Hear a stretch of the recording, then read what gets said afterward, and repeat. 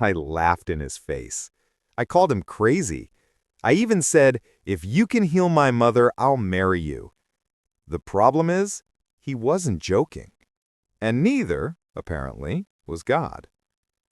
If you'd asked anyone in Los Angeles who Dr. Aria Bennett was, you'd get the same answer. The neurosurgeon who doesn't fail. By 32, I had what people in this city worshipped. A corner office at one of the most expensive private hospitals in LA, a Tesla in the doctor's lot, shoes that cost more than some people's rent, my name on medical journals that no one outside our world understands, and a reputation for being brilliant, cold, and absolutely allergic to anything that sounded like faith, miracle, or God. I grew up in church once. My mother, Helen Bennett, had that soft Midwest warmth left over from our Ohio years. But somewhere between med school, the ICU, and watching people die even after their families prayed until their voices broke, God died quietly for me. All that was left was data, scans, and measurable outcomes. So on that Tuesday evening in West LA, after a 12-hour craniotomy, I walked out of the OR like a queen stepping off a stage. Nurses looked at me with that mix of fear and awe. Residents whispered, "That's Dr. Bennett. She doesn't miss." I liked that. I'd just finished telling a family their father's tumor resection had gone perfectly when my phone buzzed in the pocket of my white coat. Mom flashed on the screen. I almost ignored it. She knew how my days were. She knew that I didn't have time for "How are you, honey?" calls mid-shift. But she never called twice in a row. This was the fourth missed call. A cold pinprick stabbed the back of my neck. I stepped into an empty break room and answered. "Mom?" Nothing. "Mom?" There was a sound. A heavy thud, something wooden hitting tile, then a faint, broken exhale. "Mom? Helen?" No answer. I didn't remember driving from the hospital in Beverly Grove to my mom's little bungalow in Culver City. I remember red lights that shouldn't have been run, a horn blaring, my fingers clenched around the steering wheel so tight they hurt. Her front door was unlocked. "Mom!" I burst in. The living room lamp was still on, TV humming low. A mug of tea lay shattered on the hardwood floor in the hallway, liquid splayed like a dark comet. My mother lay beside it. Her body twisted in a way that instantly told my brain this wasn't just a faint. Her right hand clawed at nothing, her gaze unfocused, mouth slightly open, breath ragged. "Mom! Hey! My voice cracked as I dropped to my knees, fingers reaching for her carotid pulse. "Can you hear me? It's Aria. Squeeze my hand, okay?" No response. Her pulse was weak, fading. I dialed 911 with the other hand, rattling off the address so clinically you wouldn't know my whole world was on the floor in front of me. Possible seizure, unknown onset, altered mental status, history of hypertension but no neuro issues. Yes, she's breathing. Barely. For years, I had told myself I was prepared for anything. Stroke, tumor, trauma. I was not prepared for my mother's eyes looking past me like I wasn't even there. The paramedics arrived. I rode in the ambulance, not as Dr. Bennett the surgeon, but as Aria, the only daughter of a mother who'd never missed one of my graduations. Blue and red lights carved through the Los Angeles night, and for the first time in a long time, I wanted something I hadn't wanted in years. I wanted a miracle. The problem is, I didn't believe in those. They admitted my mother to the very hospital where I worked. I watched her from the other side of the glass in the neuro ICU, a tangle of wires and machines where my mom used to be. Her hair, streaked with early gray, was matted to her forehead, Her fingers twitched slightly, then stilled. The monitor above her beeped steadily, as if taunting me. She's alive. For now. My colleague, Dr. Eric Dalton, a senior neurologist with 20 years more experience than me, stood beside me, arms crossed, studying her scans. We'd done it all. CT, MRI, full panel labs, EEG, specialized neurotests. I'd called in favors I'd never used in my life. People at Mayo, at Stanford, at Johns Hopkins, sending images, data, everything I had. The answer came back the same, from every direction. We've never seen anything like this. A rare, aggressive, degenerative neurological process. Her motor neurons were misfiring, burning out like overloaded circuits. The damage was spreading fast. There's no clear etiology, Eric said quietly, eyes still on the screen. No tumor, no infection, no autoimmune markers we recognize. It's like her nervous system is shutting itself down. But why? I demanded. Ischemia? Genetic? Toxins? We don't know. And we don't have a protocol for this. I'm sorry, Aria. I hated that word. Sorry. If I weren't the one with the MD, if I were just another family member, I'd be screaming at him, at the system, at anyone. But I'd been on the other side too many times. I'd watched people beg for answers we couldn't give. Now I was one of them. What's her prognosis? My throat felt like it was full of sand. He hesitated. Days, he said softly. Maybe a couple of weeks. We can support her, keep her comfortable, but we don't have a cure. The room went quiet except for the rhythmic hiss of the ventilator. I walked into my mother's room feeling like I was sleepwalking. The antiseptic smell burned my nose. Hey, Mom, I whispered, brushing hair away from her forehead, pretending she could hear me. Remember how you always said I couldn't control everything? I choked on a laugh that wasn't a laugh. Turns out you were right. Yay for you. The night dragged. At around 2 a.m., when the nurses changed shifts and the hospital quieted into that strange, humming stillness, my mother moved. I leaned forward. Her hand, cold but human, groped weakly until it closed around my wrist. Aria. Her voice was like paper tearing. Baby. Mom, I'm here, I said. Don't talk. You need to rest. Her eyes, still cloudy, searched for my face. Don't get angry at God. Forever, she whispered. I stiffened. Mom, sometimes healing, she paused for breath, doesn't come from your hands or any doctor. Tears I didn't want slipped hot down my cheeks. I am a doctor, Mom, I said, the words coming out sharper than I intended. If anyone should be able to fix you, it's me. She smiled faintly. That's why he's letting you learn this way. Her fingers slackened. Her eyes closed. The monitor beeped on steadily, but something inside me cracked. The next days blurred. I worked. I didn't sleep. I snapped at nurses. I reread her labs, her images, every line of every report, searching for something everyone had missed. There was nothing.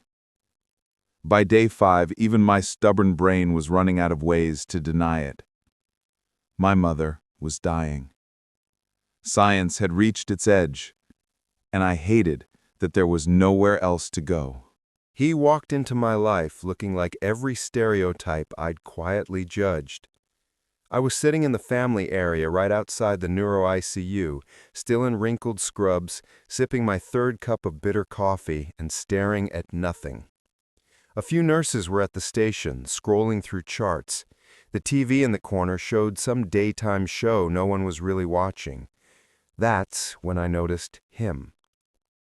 Jeans faded to almost gray, a flannel shirt that had seen better years, work boots scuffed with dust, dark hair a little too long, curling at the edges of his neck, a cheap backpack slung over one shoulder. He didn't walk like someone coming in for an MRI or a consult. He walked like someone who knew he didn't belong here and didn't care. One of the ICU nurses stepped forward, already frowning. "Sir, this area is restricted. Family only. Do you need directions?" "I'm looking for Dr. Bennett," he said calmly. His voice was low, surprisingly steady. The nurse glanced at me. I sighed and stood. "I'm Dr. Bennett. How can I help you?" He turned to face me. For a second, his eyes caught me off guard. Clear, steady, this soft shade of hazel that didn't match the roughness of his clothes, like someone had put lake water in human form. "You're Arya," he said quietly. "Not doctor. Arya." "No, I'm Beyoncé," I snapped. Exhaustion had stripped away whatever professionalism I had left. "What do you want?" "I heard your mother's sick. I came to help." The silence after that sentence was loud. One of the ICU nurses snorted. Another stared at him like he'd just claimed to be Batman. I folded my arms. "Oh," I said, "you have a fellowship in neuroimmunology from somewhere I haven't heard of? Maybe Mayo missed your resume?" He didn't flinch. "I'm not a doctor." "Shocking." My laugh was sharp as glass. "So what are you?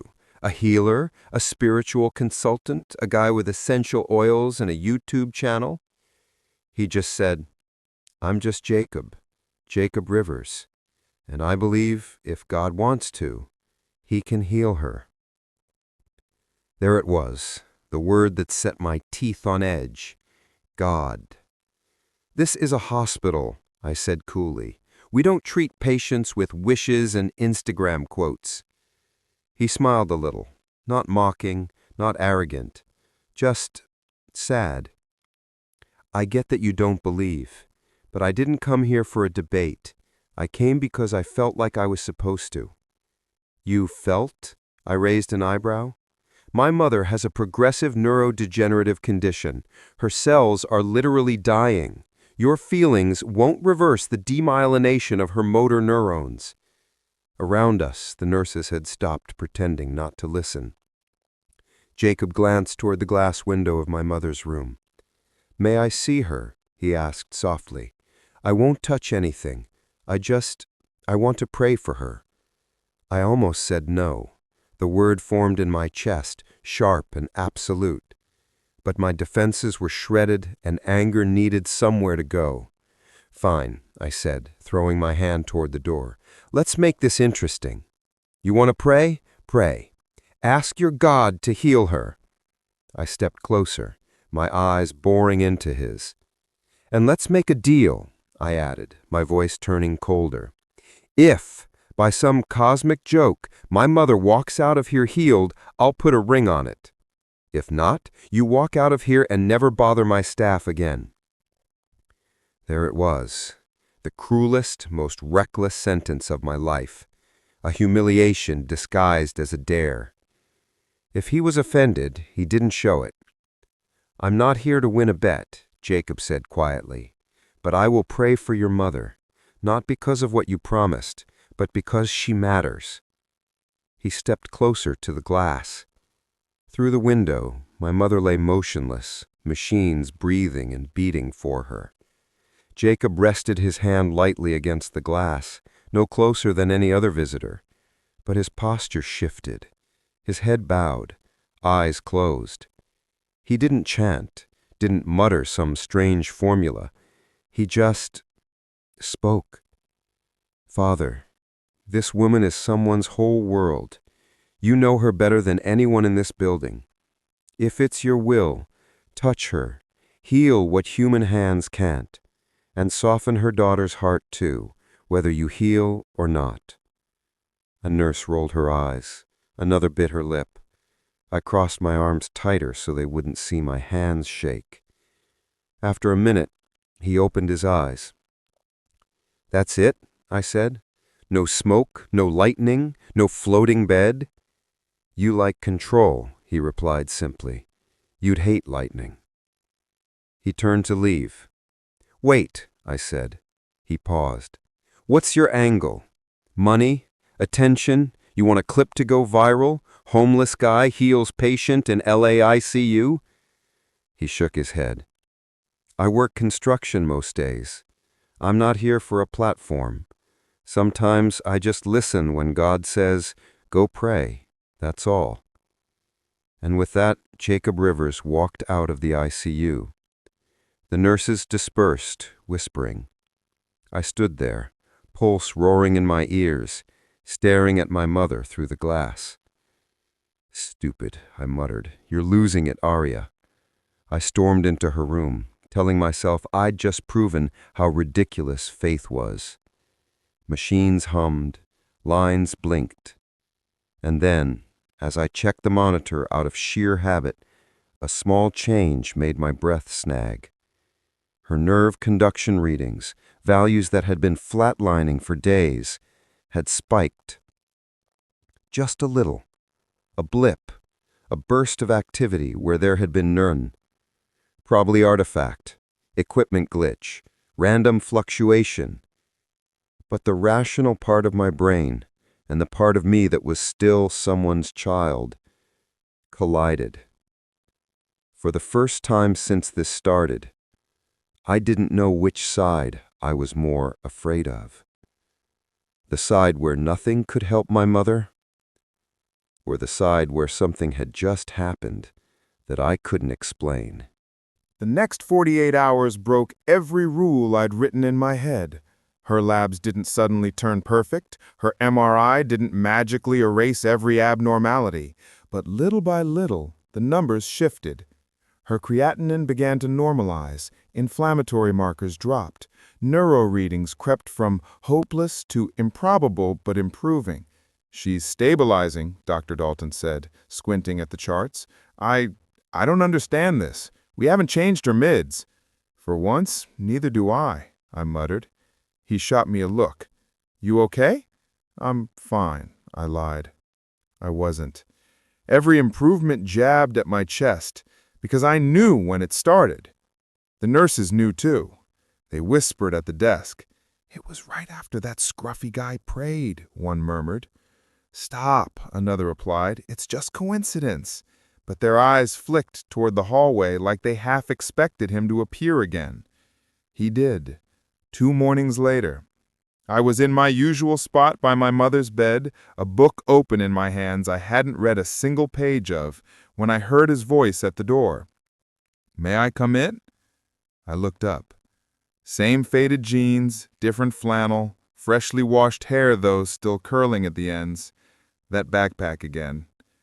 "You're persistent," I said. "God is," he answered. I almost laughed, almost. "Her vitals are better," he added quietly, glancing at the monitors. "That's good." "How would you know what better looks like?" I snapped, then regretted the harshness. "I thought you weren't a doctor." "I'm not, but I pay attention. People tell me things, nurses especially." Of course they did. Half the unit was probably half in love with the miracle prayer construction worker by now. "What do you want, Jacob?" I asked, more tired than angry. "To pray again," he said, simply. My rational brain screamed no, but grief had made cracks in walls I once thought were solid steel. 5 minutes, I said, "and don't touch any medical equipment or I'll have security escort you out." "Yes, ma'am," he said, a faint smile touching his mouth. He stood near the foot of the bed this time. My mother's chest rose and fell, steady, the ventilator gone now. We'd extubated her that morning. She was breathing on her own. "Can she hear us?" Jacob asked. "We don't know. Maybe, maybe not." He nodded and bowed his head again. "Father, thank you for what you've already started. I'm not here to boss you around, you're not some vending machine, but if you're willing, finish what you began. Heal what's broken, body, mind, and the pride of the people who love her." My eyes narrowed at that last part. He knew exactly what he was doing. After he left, I paced the small room like a caged animal, anger and something else swirling. "Who are you, Jacob?" I murmured to the empty air. That afternoon, my mother moved again. Not just a reflex this time. Her eyelids fluttered open, brown eyes clearer than they'd been in days. "Arya?" she whispered. My heart slammed. "Mom, yeah, it's me. You're in the hospital. Don't try to move too fast, okay?"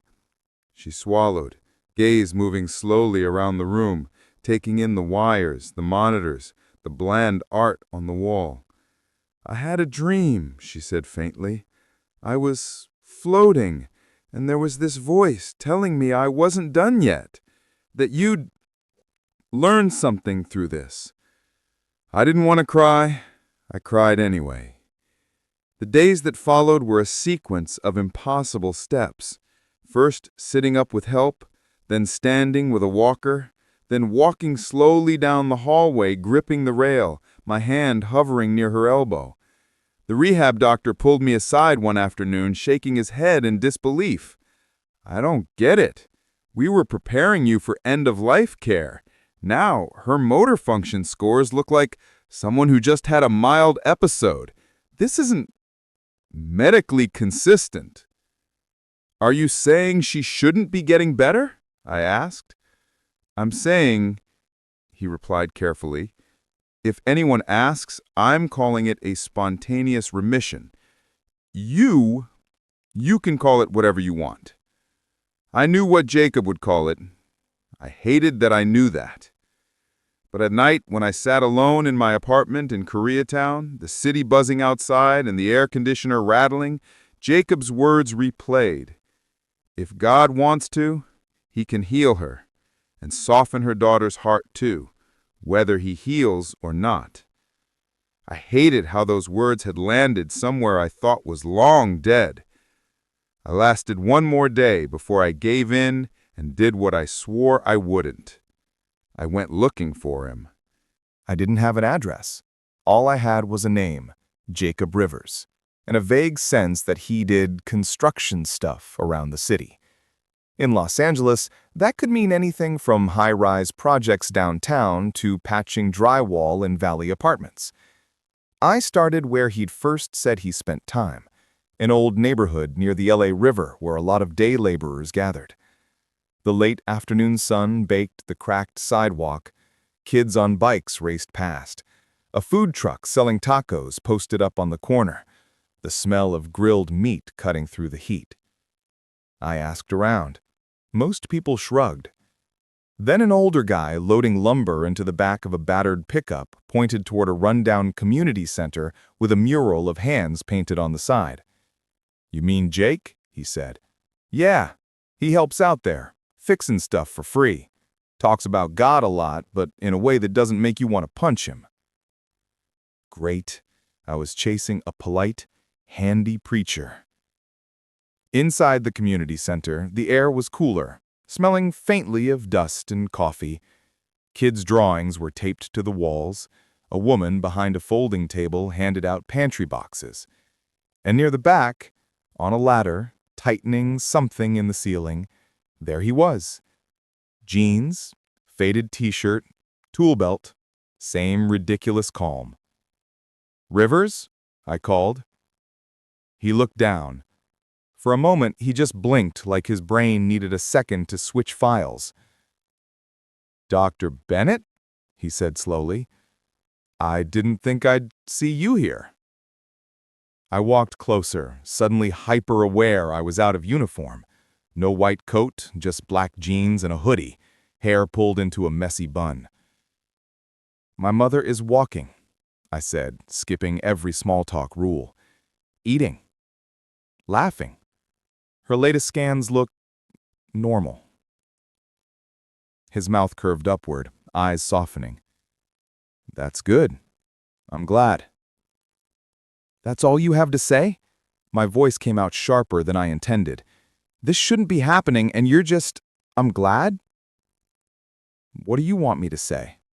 He asked gently, climbing down the ladder. I told you I would pray. I prayed. God did the heavy lifting. You keep saying that, I shot back, like it's the simplest thing in the world. Do you realize what you've done to me? He frowned slightly. What I've done? To you? Yes, I folded my arms, defenses rising again. My entire life is built on cause and effect. Study hard, get results. Follow the protocol, patients improve. Until they don't, and you learn to live with that too. But this, I jested vaguely, as if LA itself was to blame. This doesn't fit. There's no protocol for guy prays and dying woman gets better. There's no line item for that in the chart. He listened quietly, no sarcasm, no flinching. I get it, he said finally. Losing control feels like losing yourself. I didn't lose control. I never had it to begin with. The admission stunned me as much as him. We stood there in the humming quiet of the community center, voices from the front desk faint, kids laughing in another room. I used to believe, I said, voice lower now. When I was a kid, my mom took me to church. We said grace. We sang. Then I watched people beg God to save their loved ones and watch them die anyway. So I decided if healing was going to happen, it would come from my hands or not at all. And now? Jacob asked. Now, I exhaled slowly. Now my mom is alive because of something I can't explain. Data failed, the best doctors failed, and the only variable that changed was you walking into my ICU in ugly boots and praying like God was listening. A corner of his mouth twitched. For the record, I like my boots, he murmured. Against my will, I huffed a tiny laugh. Then the memory of my own words slammed into me. If you heal my mother, I'll marry you. My stomach flipped. He must have seen it hit me. About that, he said quietly. The marry me thing? I held up a hand. Don't. Just don't make this harder. He shook his head.